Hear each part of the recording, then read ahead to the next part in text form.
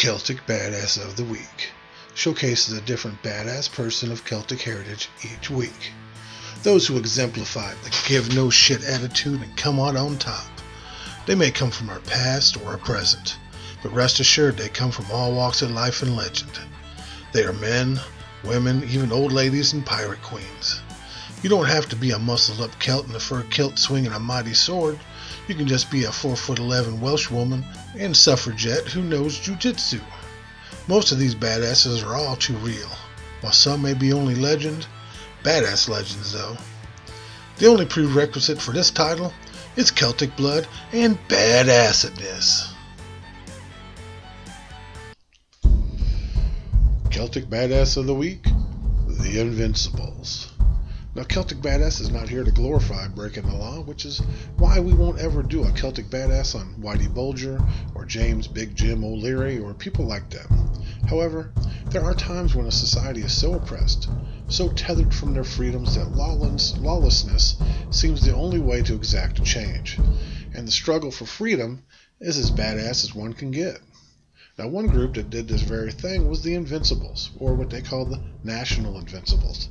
They were a badass radical group within the Irish Republican Brotherhood, formed against the backdrop of British coercion oppression introduced in 1881. Now, to quell the popular anti-landlord agitation initiated by the Land League in 1879, the Land League was launched in that year by the Irish nationalists Michael Davitt, Charles Stewart Parnell, and others in response to another famine. Due to a series of bad harvests and other economic factors, and reminiscent of the social destruction brought on by An Gorta Mór, the Great Famine, in the years 1845 to 1852.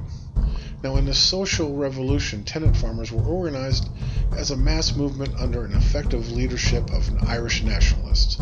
The social conflict was heightened by an understanding on both sides, for different reasons, that landlordism was a key pillar to British rule in Ireland. And if landlordism collapsed, as envisioned by the Land League, it would be a significant blow to the British interest in Ireland, giving the Brits a reason to pull out of Ireland peacefully. Now, it soon became apparent that Britain would never leave Ireland peacefully. Those assholes preferred to rule rather than coexist with their neighbor. The Invincibles were a badass assassination squad within the IRB formed to cut the head off of the snake, the British imperial rule in Ireland. Now, they were specially trained with knives. They were single, with few ties to be exploited, and they had to be ruthless bastards who would carry out the most horrific orders without blinking an eye. They acquired their knives with the specific purpose of targeting key government figures using surgical blades obtained in London. They measured about 11 inches in length. Now, knives were preferred because revolvers made too much noise, and the attacks needed to be carried out in relative silence, like Irish ninjas. They carried out several smaller killings in that time to either send a message to the British government or just because killing Brits was fun. I don't know. However, the one assassination that put the Invincibles on the map, so to speak, was the Phoenix Park murders. Now, arriving in Dublin on the 6th of May, 1882, the Chief Secretary for Ireland, Frederick Cavendish, attended to some formal business at Dublin Castle, the seat of the British government at that time, before walking home to his residence in Phoenix Park. Now, he was met by Permanent Under Secretary Thomas Henry Burke in a cab on Chesterfield Avenue, just inside the park's entrance. Burke joined Cavendish in his walk. However, one thing you should know is that these two men were the leaders of the land scheme in Ireland and the hand of British oppression also in Ireland. As the two men walked along, they were approached by a group of 7 men, 3 in front, 2 in the middle, and 2 behind.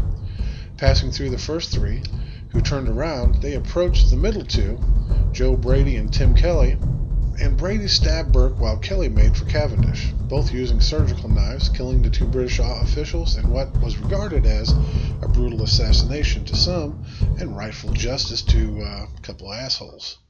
Now, afterwards, the killers hurriedly escaped from the park in 2 cabs. The first driven by Miles Kavanagh, the second cab driven by James Fitzharris. Now, in Dublin, they would leave a handwritten card in all the major newspapers identifying themselves and their badass handiwork as the Irish National Invincibles. The Invincibles actually intended, though, to kill Chief Secretary William Buckshot Forster, who ended up killing his replacement. They ended up killing his replacement, Frederick Cavendish, because the dude decided to retire, which was kind of smart.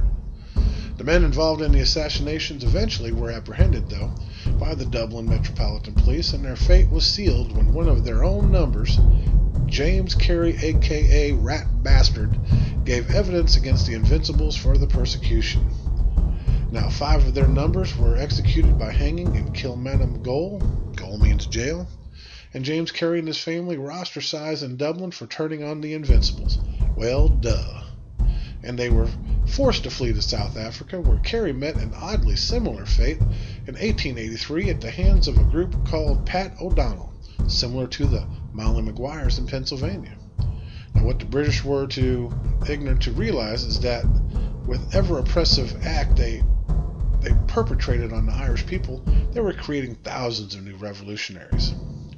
Michael Collins, Irish revolutionary, soldier, and politician, who was a leading figure in the Irish struggle for independence, who became chairman of the Provisional Government of the Irish Free State in 1922, and creator of the Squad, who kind of did the same thing as the Invincibles, was born October 16, 1890. He would have only been a small boy in Cork when the Invincibles carried out their grisly defiance. However, news of this would fuel his anti-British sentiments and turn him into the badass legend he is today. Or was. Well, not really today. He's died. But anyway, he had his own group of Invincibles, like I said, called the Squad, except that his used guns and were less like ninjas. But these guerrilla tactics, they worked for the Irish. And soon they had the Irish Free State, which became the Irish Republic. Now, even to this day, the British have a hold on the part of Ireland, and it seems that they never realize people don't want to be ruled. They want to be free. Now, that's badass.